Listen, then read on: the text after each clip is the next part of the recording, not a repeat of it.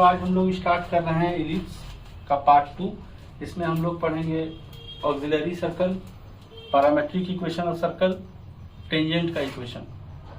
Part wise करके हम लोग इसको देखेंगे, इस पर कुछ सवाल भी बनाएंगे और इसके अगले पार्ट जो इसका लास्ट पार्ट होगा उसमें हम लोग नॉर्मल के कंडीशन के बारे में पढ़ेंगे और कुछ प्रॉपर्टीज और इलिप्स पढ़ेंगे। तो देखिए आज हम लोग स्टार्ट कर रहे हैं इलिप्स पार्ट 2। इसमें पहला चीज देखें हम लोग पैरामेट्रिक इक्वेशन ऑफ इलिप्स। तो देखिए क्या है, मान लीजिए कोई इलिप्स है,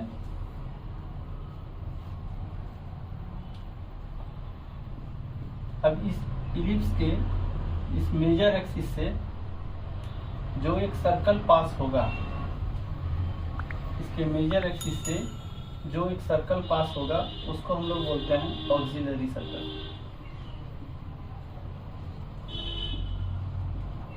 मतलब मेजर एक्सिस इसका डायमीटर होगा। यहाँ पर F1 है, या F2 है, यहाँ F1 है, ये इसका सेंटर है 0 0 और A और B को डायमीटर मान के, यानी मेजर एक्सिस को डायमीटर मान के जो सर्कल पास हुआ वो ऑक्सिलरी सर्कल है। अब इस पर अगर कोई पॉइंट हम लोग P X Y ले रहे हैं सर्कल पर, इसको यहाँ से मिला दें तो ये एंगल जो होगा इसको हम लोग बोलते हैं एसेंट्रिक एंगल। फाई को हम लोग बोलते हैं एसेंट्रिक एंगल। अब यहाँ से किसी पॉइंट पर अगर परपेंडिकुलर हम लोग डाल दें तो यहाँ पर भी आएगा ये पॉइंट, इलिप्स पर भी। इलिप्स का इक्वेशन हम लोग कंसीडर किए हैं x² जोड़ y² b² इक्वल टू 1। अब यहाँ पर अगर हम लोग देखें तो ये पॉइंट है M, तो O से M तक का दूरी जो होगा, OM का जो दूरी होगा यानी x coordinate,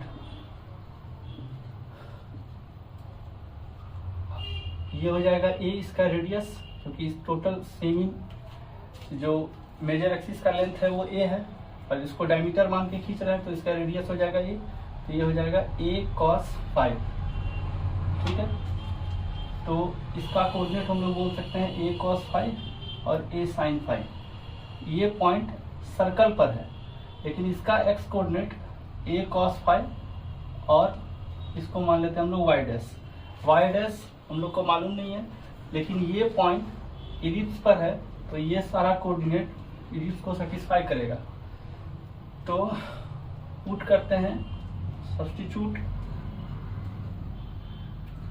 coordinate, value of coordinate Q A cos phi और y' इन इलिप्स। इलिप्स में अगर इसको हम लोग भरें तो इक्वेशन हो जाएगा A² cos² phi by A² plus y² b² equal to 1। ये कैंसिल हुआ तो y² b² का वैल्यू हो गया 1 माइनस cos² phi जो हो गया sin² phi के, तो y का वैल्यू हो गया b sin phi के। तो पैरामेट्रिक इक्वेशन हुआ बच्चों, parametric equation of an ellipse is x equal to A cos phi और y equal to b sin phi। ठीक, ये हुआ पैरामेट्रिक इक्वेशन। और इक्वेशन ऑफ ऑक्सिलरी सर्कल,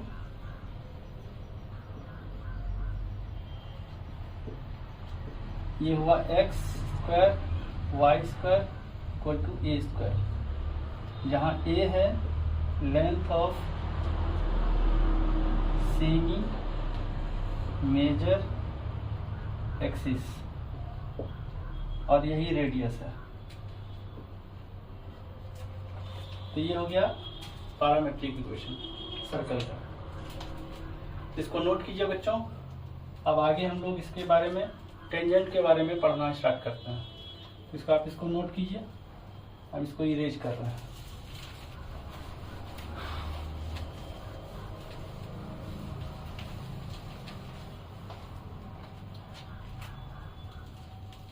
देखिए इक्वेशन ऑफ टेंजेंट ये 3 फॉर्म में होगा, जैसा कि पैराबोला और सर्कल में भी हुआ था। कार्टेशियन फॉर्म, स्लोप फॉर्म और पैरामेट्रिक फॉर्म।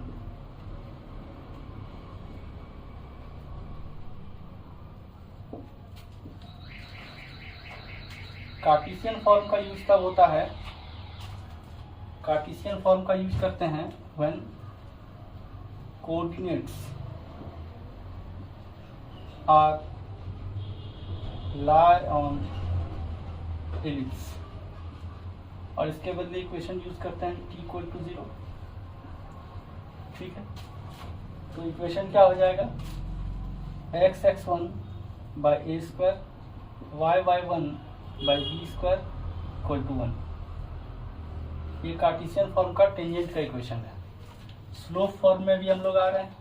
पैरामेट्रिक फॉर्म अगर देखें, स्लोप फॉर्म का यूज तब करते हैं when point lie outside the ellipse. ठीक, पैरामेट्रिक कोऑर्डिनेट का यूज तब करते हैं जब हम लोग को लोकस निकालना रहेगा, टू फाइंड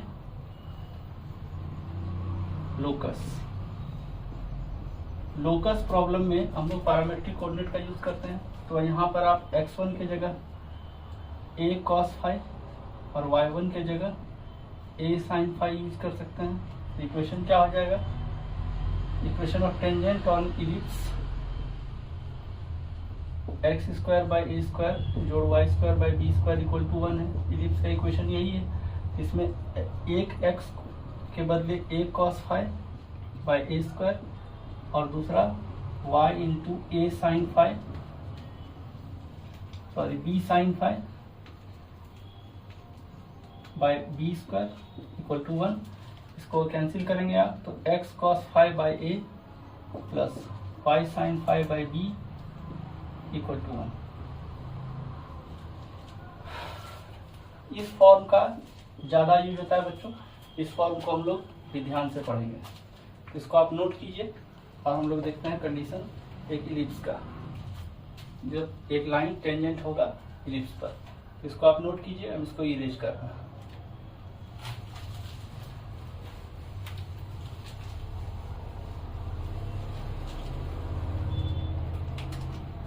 तो स्लोप फॉर्म में हम लोग देखें, if a line y equal to mx plus c is tangent to ellipse x square by a square जोड़ y square by b square equal to 1, तो क्या होगा, ये वाले पॉइंट को इसमें पुट करेंगे हम लोग। यानी इस इलिप्स पर किसी पॉइंट पर अगर कोई लाइन टेंजेंट है y equal to mx plus c, मान लेते हैं वो पॉइंट है यहाँ एक्स वाई। तो अब देखिए कंडीशन क्या होगा, यहाँ हम लोग करेंगे x square by a square plus y के बदले एम एक्स प्लस सी का whole square by b square equal to 1।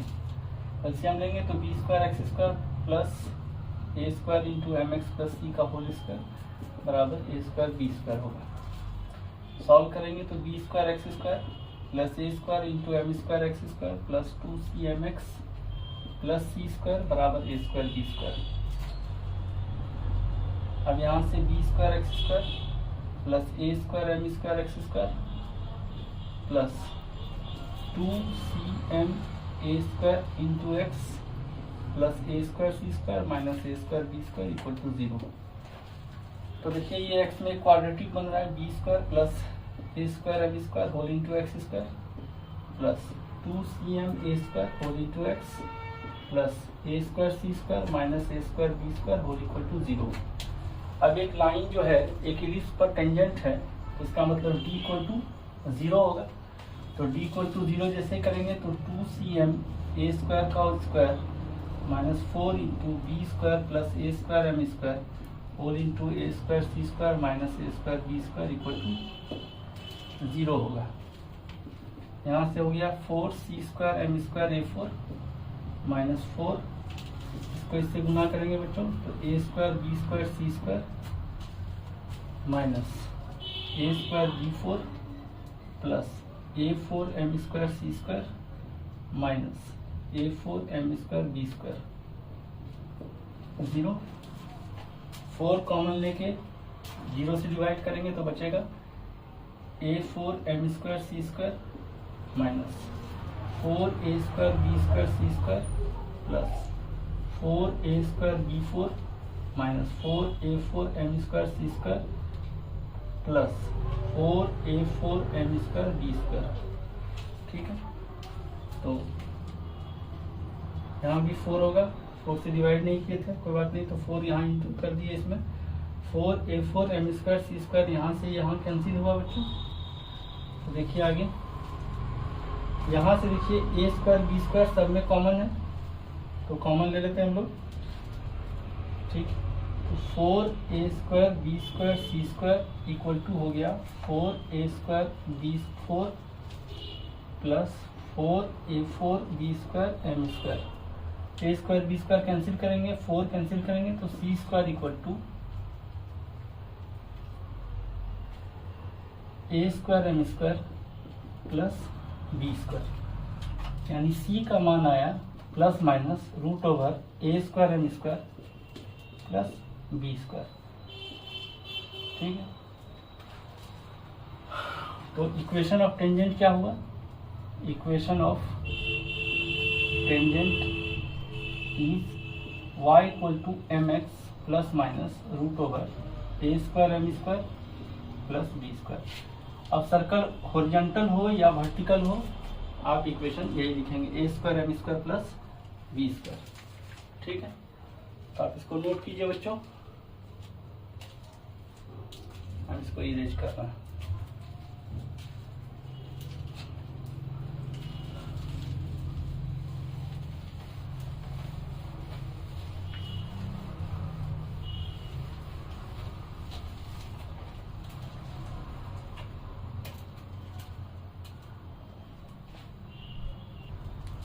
तो देखिए बच्चों, कुछ सवाल है इस पर बेस्ड, टेंजेंट पर सवाल कुछ बेस्ड है, इसको हम लोग देखते हैं। पहला सवाल है the values of k such that x plus y equal to k is tangent to the ellipse. इतना ठीक है, k का मान निकालना है जिसके कारण ये लाइन टेंजेंट इस पर हो। तो हम लोग जानते हैं कि y equal to mx plus c, tangent अगर इसी इलिप्स के होता है तो मॉड c इक्वल टू होता है root over a² m² plus b²। ठीक, तो यहाँ से देखिए लाइन का इक्वेशन है y equal to minus x plus k, तो m का मान -1 हो गया, a² का मान 9 है और b² का मान 4 है, बस यहाँ बैठा देते हैं। तो मॉड k का मान हो गया रूट ओवर a² यानी 9 इंटू -1 का स्क्वायर प्लस 4, ये हो गया √30। इस हिसाब से हम लोग का ऑप्शन हो गया बच्चों डी। ठीक, अगला सवाल देखते हैं। Equation of tangent passing through 2, 3।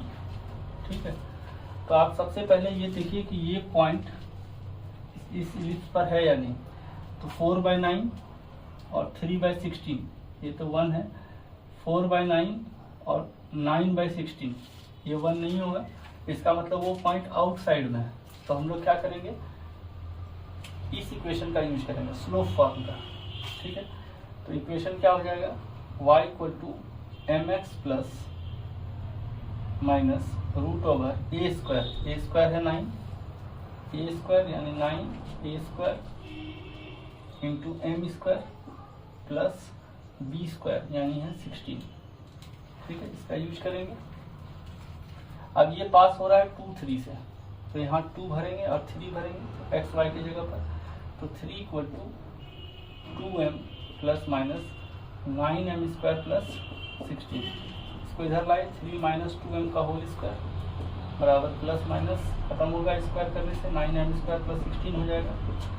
Solve करेंगे तो 9 plus 4m² plus minus 12m 9m² plus 16, इसको इधर ले जाएंगे 5m² प्लस 12m प्लस 7, तो यहाँ से हो गया 5m² plus 5m plus 7m plus 7 equal to 0।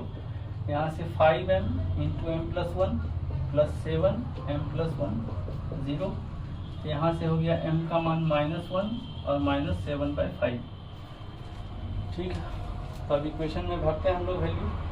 Equation क्या हो जाएगा यहाँ से, y equal to mx, m का मान -1 है तो -x प्लस माइनस, यहाँ m का मान भरेंगे -1, 16 9 25 हो जाएगा, प्लस माइनस 5, और एक दूसरा वैल्यू भी भरेंगे।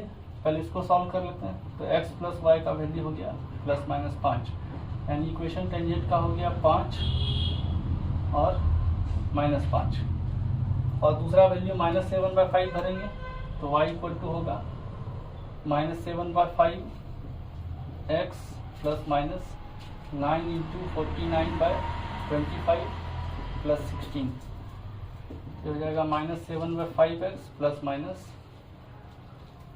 49 इंटू 9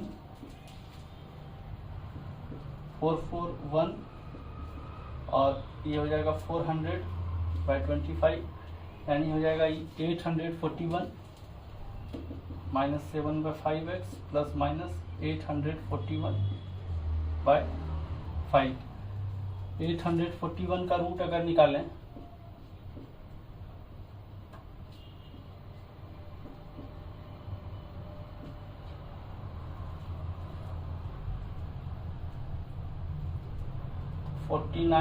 इंटू 9 49 बार में जाएगा, यानी 29 इसका रूट आएगा, यानी -7x प्लस माइनस 29/5। तो इस तरह का वैल्यू आएगा, यानी 5y प्लस 7x। तो 5y प्लस 7x ऑप्शन में है नहीं बच्चों, x plus y equal to 5 है, x plus y equal to 5, यानी ऑप्शन डी हो गया। ठीक है बच्चों, अगला सवाल देखते हैं।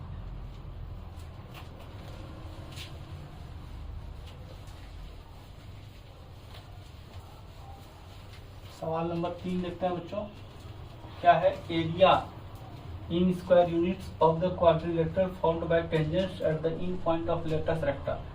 लेटस रेक्टम का प्लूरल है latus recta of the ellipse इतना।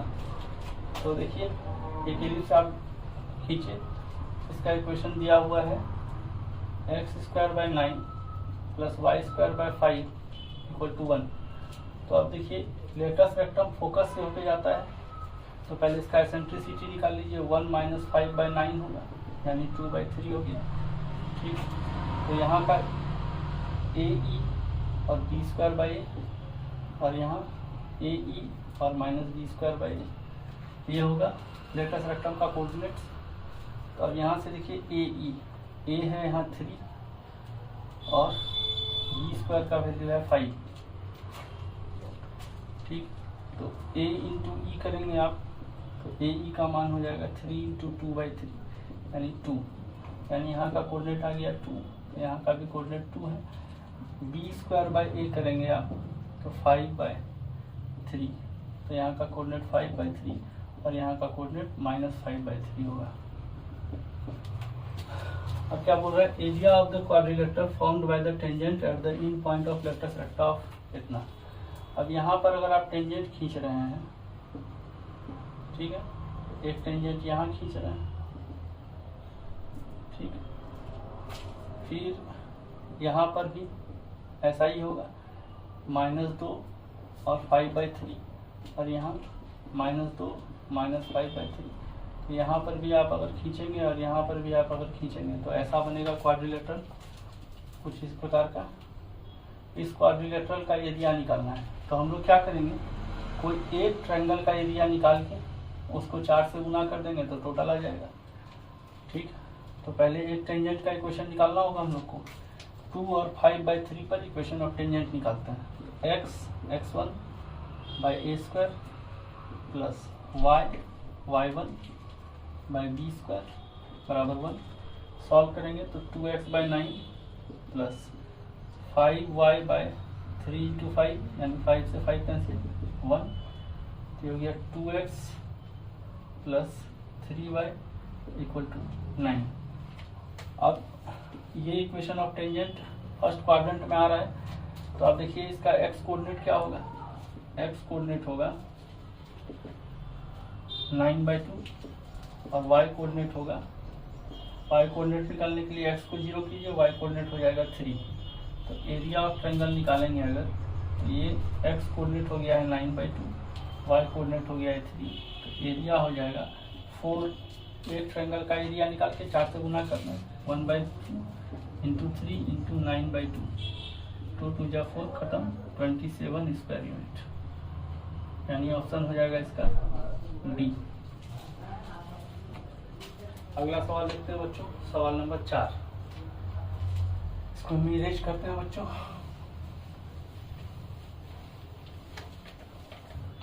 सवाल नंबर 4 देखिए क्या बोल रहा है, tangent drawn to the ellipse इतना एट पॉइंट P, ठीक है, meets the coordinate axis at point A and B respectively, locus of mid point of segment AB।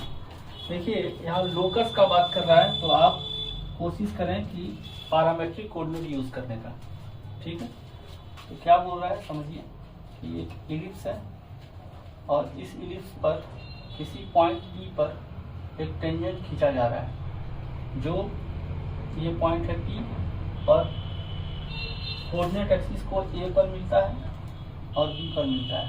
अब AB लाइन जो है, मतलब इसको अलग से आप खींच लीजिए, AB लाइन का जो मिड पॉइंट है कहीं होगा C, मालूम नहीं है। AB लाइन का जो मिड पॉइंट होगा उसका लोकस निकालना है, ठीक है। C जो है AB का मिड पॉइंट है, तो पहले P पॉइंट क्या होगा, इक्वेशन दिया हुआ है आपको x² जोड़ y² इक्वल टू 1, ठीक है। तो इस पॉइंट का कोऑर्डिनेट होगा a cos phi और b sin phi। इस पॉइंट पर टेंजेंट का इक्वेशन अगर निकालेंगे तो x1 by a² plus y1 by b² equal to 1, b से b खत्म, a से a खत्म, x cos phi by a plus y sin phi by b equal to 1। तो यहाँ से क्या हो गया, x by a sec phi और y बाय b cosec phi equal to 1। यानी आपका यहाँ का कोऑर्डिनेट x का जो इंटरसेप्ट है वो हो गया a sec phi 0 और यहाँ का कोऑर्डिनेट हो गया b cosec phi 0 और b cosec phi, ठीक है। अब C इसका मिड पॉइंट है, इसका कोऑर्डिनेट मान लेते हैं हम लोग अल्फा बीटा है, ठीक। तो अल्फा का वैल्यू होगा a sec phi बाय 2 और बीटा का वैल्यू होगा b cosec phi बाय 2। तो यहाँ से 2 अल्फा बाय a का मान sec phi हो गया, sec phi, और 2 बीटा बाय b का मान cosec phi। इसका मतलब है कि cos phi का मान a बाय 2 अल्फा है और sin phi का मान b बाय 2 बीटा है। अब इसको एलिमिनेट आराम से हम लोग कर सकते हैं, कैसे, cos square phi plus sin square phi जो होता है 1, इसका वैल्यू भरेंगे बच्चों तो हो जाएगा a² by 4 alpha square b² by 4 beta square equal to 1। अब इसका लोकस निकालने के लिए हम लोग क्या करेंगे, अल्फा की जगह x और बीटा की जगह y, तो हो जाएगा a² बटे 4x², b² की जगह 4y² इक्वल टू 1। तो ये हो जाएगा a² बटे x² प्लस b² बटे y² इक्वल टू 4। a² बटे x² प्लस b² बटे y² इक्वल टू 4, ये इक्वेशन है। तो ये हम लोग का आंसर आया बच्चों। यहाँ पर सॉरी बच्चों, यहाँ ऑप्शन गलत लिखा गया, यहाँ 4 होगा, तो ये ऑप्शन हो गया सी। ठीक है, अगला सवाल देखते हैं बच्चों। अगला सवाल देखते हैं बच्चों। Suppose that foci of the ellipse इतना x²/9 और y²/5। तो सबसे पहले तो इक्वेशन इलिप्स का लिखते हैं हम लोग, और वो इतना है, तो इसका एसेंट्रिसिटी हो जाएगा 1 - 5/9 यानी 2/3। ठीक है, तो अब ये हॉरिजॉन्टल इलिप्स है, तो इसका फोकस का कोऑर्डिनेट होगा AE0 और एक होगा -AE0। तो AE का मान निकालें, तो A का मान 3 है, A का मान है 3, तो 3 गुना 2/3 ये होगा AE, यानी हो गया ये 2। तो एक कोऑर्डिनेट हुआ 20 और एक कोऑर्डिनेट हुआ -20। ठीक है, तो ये जो फोकस F10 है यही है F10, यानी F1 का वैल्यू 2 है। ठीक है, और F20 यानी -2 है। ठीक है, तो एक इलिप्स हम लोग बना लेते हैं यहाँ। ठीक है, तो F10 यानी इसका कोऑर्डिनेट हो गया 20 और F20 तो इसका कोऑर्डिनेट हो गया -20। ठीक है, let P1 and P2 be two parabolas with a common vertex at 0, 0। ठीक है, अब यहाँ से दो पाराबोला खींचा गया है। ठीक है, इसका एक का फोकाई है F10, तो ठीक है, यानी ये F1 एक का फोकस है। ठीक, और दूसरा पाराबोला है 2F20। ठीक, तो 2F20 एक दूसरा पाराबोला होगा जिसका फोकस यहाँ है F2, और इसको 2 से गुना कर दीजिएगा तो ये -40 हो जाएगा। तो इस पाराबोला का इक्वेशन अगर आप देखेंगे तो y² = 4 × a यानी 8x हो गया।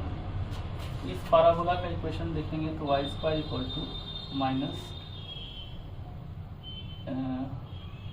-16 हो गया, -16x।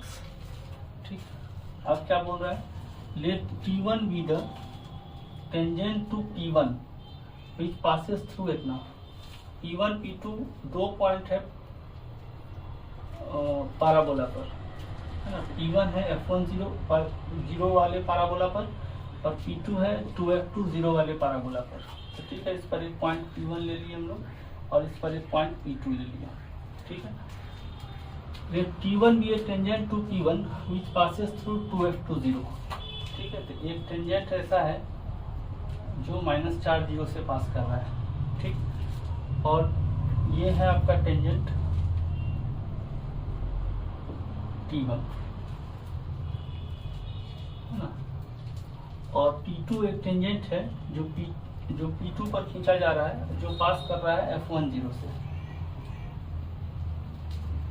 ये है tangent T2। If M1 is the slope of T1, इसका स्लोप है M1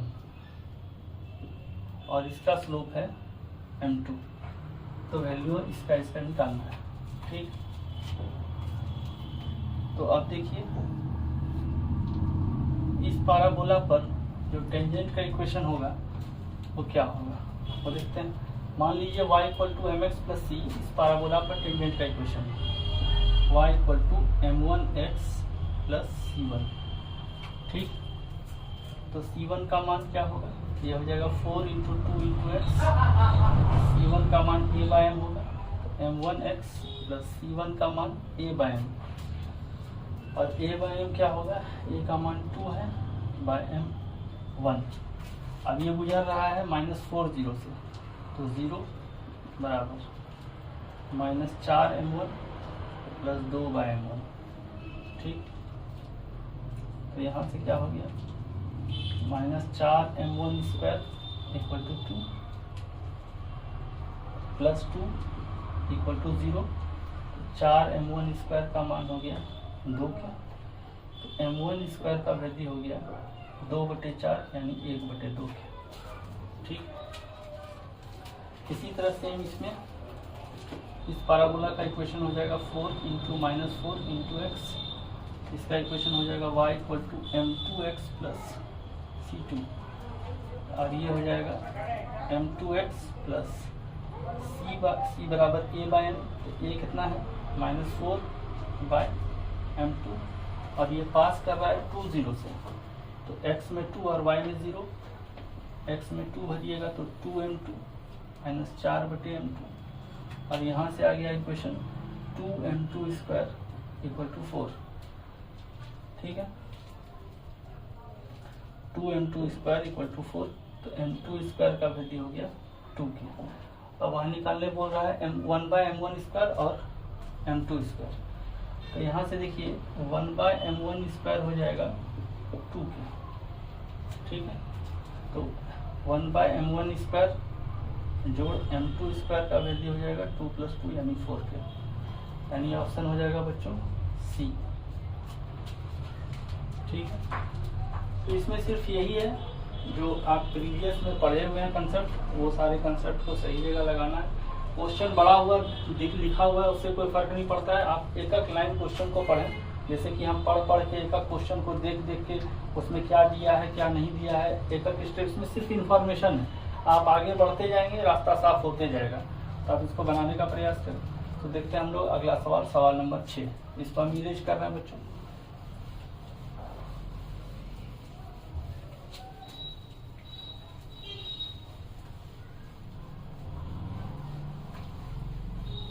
सवाल नंबर 6 देखते हैं क्या है। If tangents are drawn to the ellipse, ellipse का इक्वेशन दिया हुआ है आपको x² + 2y² = 2। इसको सॉल्व कर लीजिए तो x² / √2 का स्क्वायर जोड़ y² / 1 = 1। ठीक है, यानी a² का मान 2 है और b² का मान 1 है।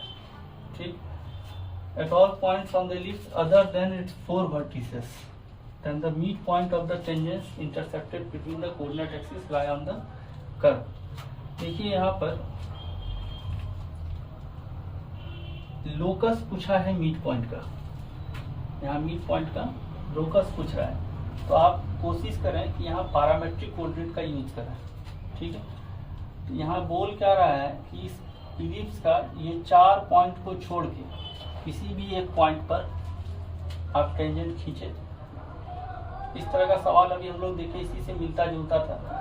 तो यहाँ का कोऑर्डिनेट क्या होगा, a cos phi और b sin phi।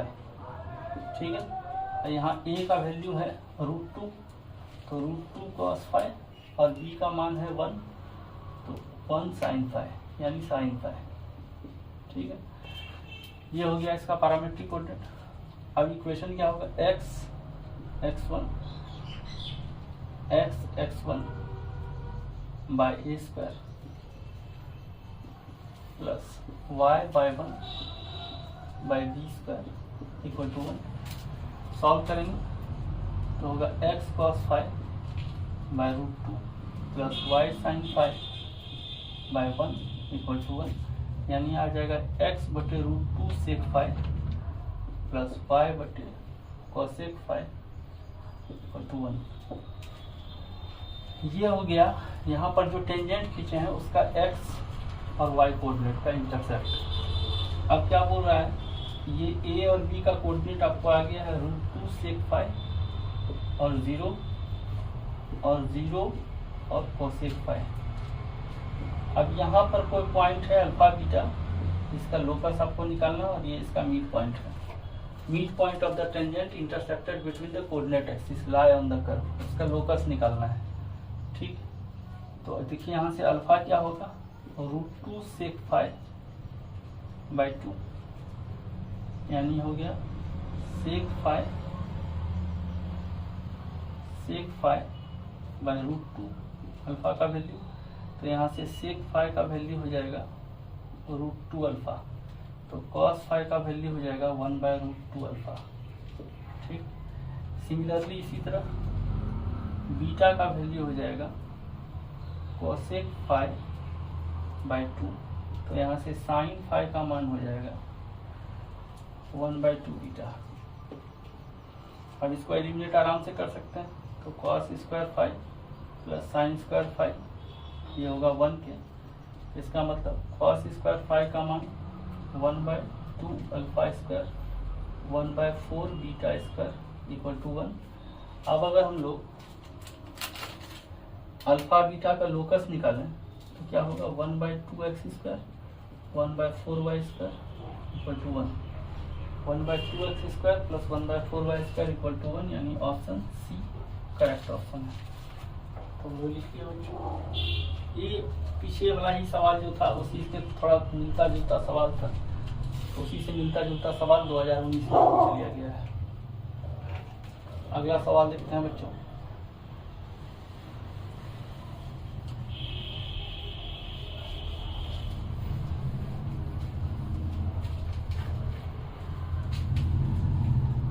अगला सवाल देखते हैं बच्चों, सवाल नंबर 7 क्या है? Tangent to the ellipse makes an angle θ1 and θ2 with the major axis. Then find the locus of the point of intersection of tangent if cot θ1 plus cot θ2 equal to L²। ठीक, एक ellipse है, ठीक है। अब tangent to the ellipse makes an angle θ1 θ2 with the major axis, then find the locus of point of intersection of tangents। तो मान लीजिए इस पॉइंट पर एक टेंजेंट खींचा गया और यहाँ पर किसी पॉइंट पर टेंजेंट खींचा गया, ठीक है। यहाँ के किसी पॉइंट पर टेंजेंट खींचा गया और ये पॉइंट मान लीजिए अल्फा बीटा, ठीक। ये एंगल मान लेते हैं यहाँ से θ1 है, ये एंगल यहाँ से मान लेते हैं θ2, ठीक। Makes an angle θ1 with the major axis, then find the locus of point of intersection of tangent. इसका लोकस निकालना है और दिया है आपको cot θ1 प्लस cot θ2 L²। इस cot θ1 को लिख सकते हैं हम लोग 1/tan θ1 1/tan θ2 बराबर L²। और ये स्लोप इसको बोलते हैं बच्चों, तो 1/m1 प्लस 1/m2 L²।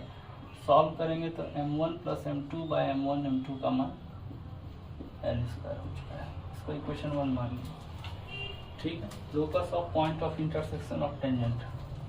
अब देखिए, मान लीजिए y equal to mx plus c है ना, tangent to ellipse, then c equal to क्या होगा, plus minus root over a² m² plus b² होगा। तो y का वैल्यू हो जाएगा mx plus minus root over a² m² plus b²। अब ये पास कहाँ से कर रहा है? ये पास कर रहा है अल्फा बीटा से, ठीक। तो अल्फा बीटा से अगर ये पास कर रहा है तो इसका इक्वेशन बैठाएंगे, beta equal to m alpha, ठीक है, plus minus root over a² m² plus b²।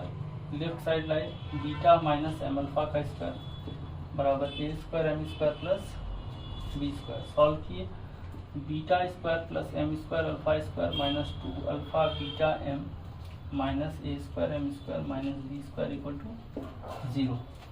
अब यहाँ से m² इस दोनों में कॉमन है, m² कॉमन ली, बचा अल्फा² minus a² minus 2 alpha beta whole into m plus बीटा² माइनस b² इक्वल टू 0। देखिए m में एक क्वाड्रेटिक इक्वेशन फॉर्म किया बच्चों, इसका 2 रूट होगा m1 और m2, इसी कारण ये दिया हुआ था।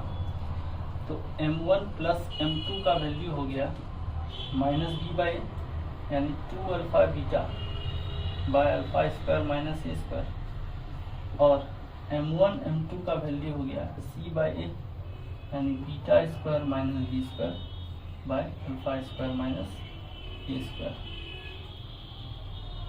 ठीक। ऊपर इरेज करते हैं बच्चों।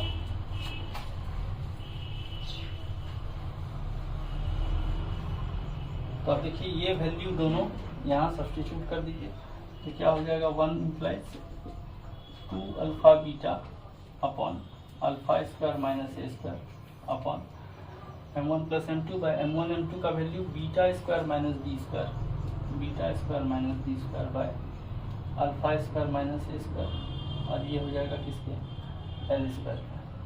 तो ये तो कैंसिल हो गया, तो बचा 2 अल्फा बीटा बाय बीटा² माइनस अल्फा b² बराबर एल स्क्वायर। ठीक, तो यहाँ से अल्फा बीटा का लोकस निकालना है, तो अल्फा के बदले आप एक्स भर लीजिए, तो 2xy बराबर L square into Y square minus B square. ये होता है बच्चों इसका लोकस का equation, 2xy equal to L square into Y square minus B square. अब जो है बच्चों equation of director circle of ellipse निकालते हैं। ठीक है, तो डायरेक्टर सर्कल ऑफ इलिप्स निकालने के लिए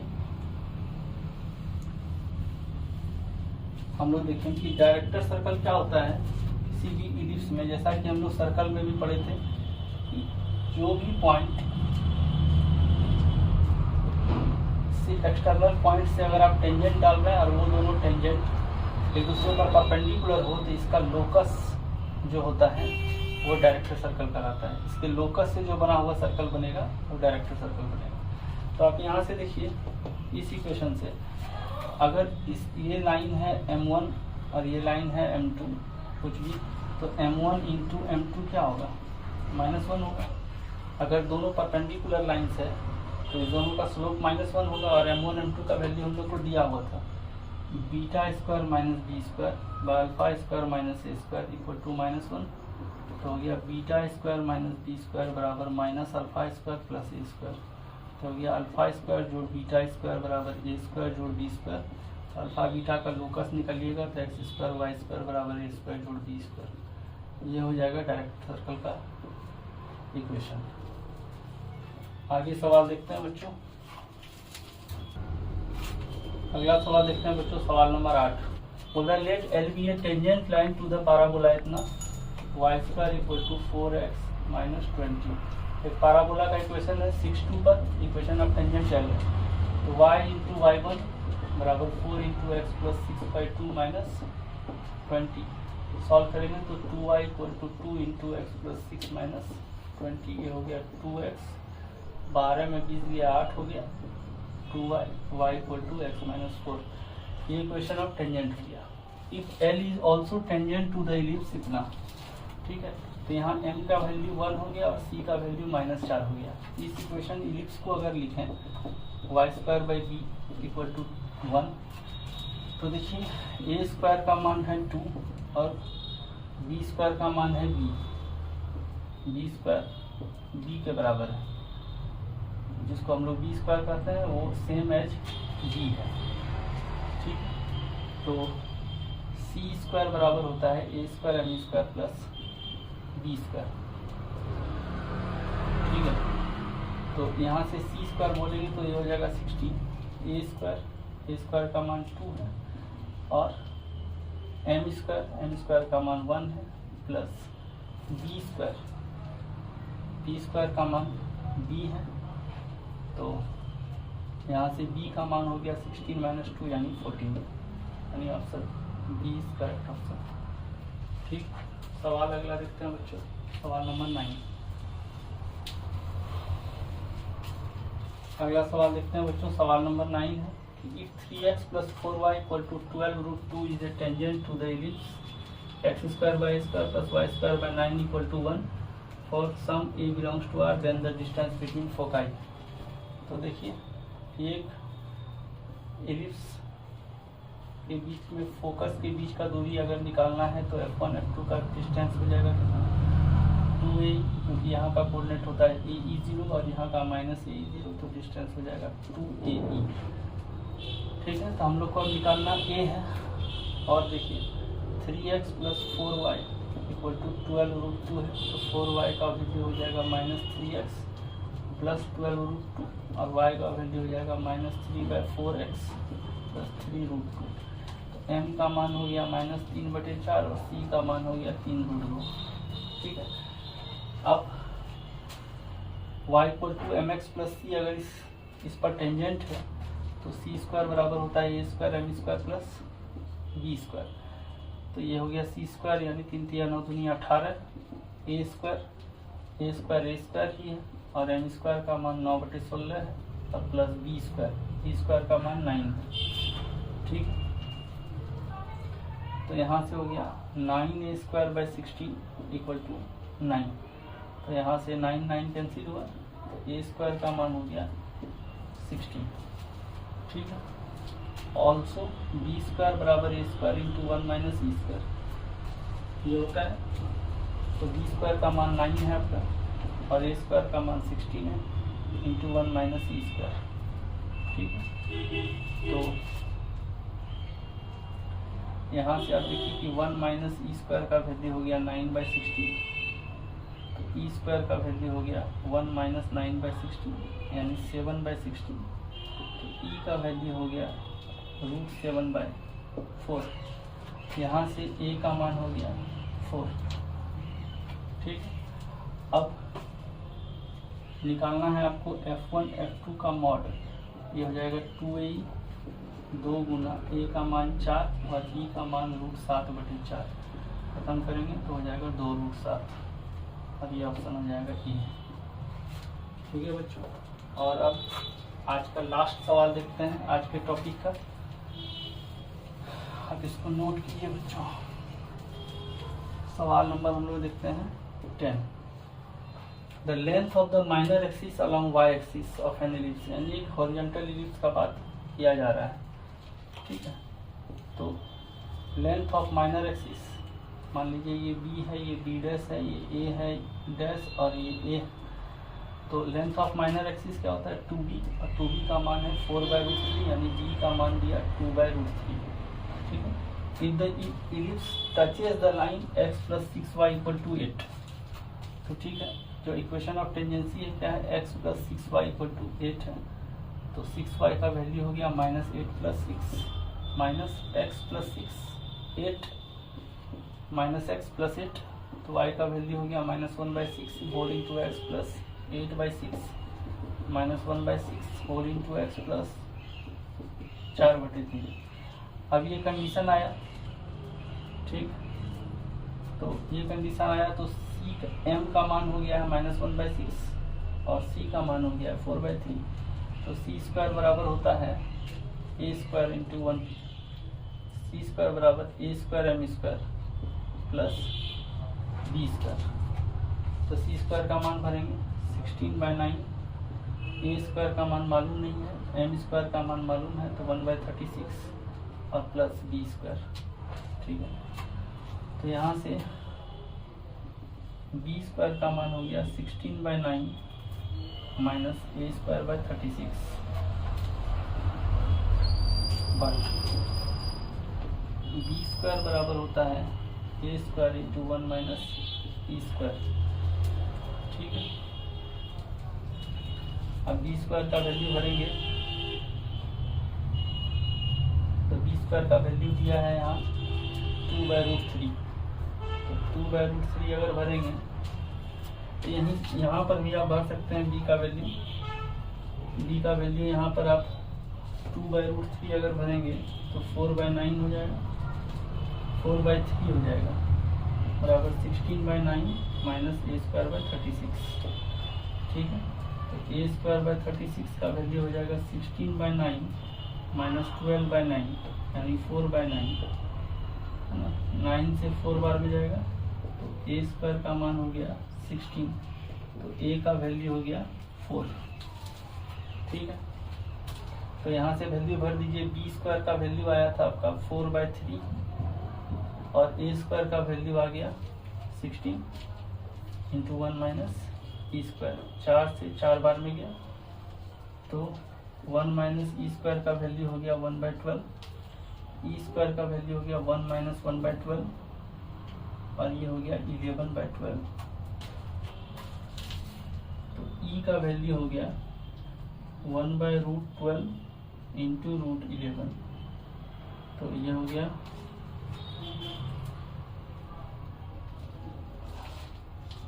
1/2√3 इंटू √11 यानी 1/2√11/3, यानी ऑप्शन हो गया बच्चों डी। तो आज के लिए बच्चों जितना सवाल हम लोगों ने देखा, 10 सवाल हम लोगों ने देखा है। ये 10 सवाल टेंजेंट पर बेस्ड सवाल है, पैरामेट्रिक इक्वेशन पर बेस्ड, जो हम लोग आज टॉपिक पढ़े उस पर बेस्ड सवाल है। आप इसको सॉल्व कीजिए और अपने एग्जाम की तैयारी में आगे लग जाइए। थैंक यू बच्चों, फिर मिलते हैं नेक्स्ट वीडियो में।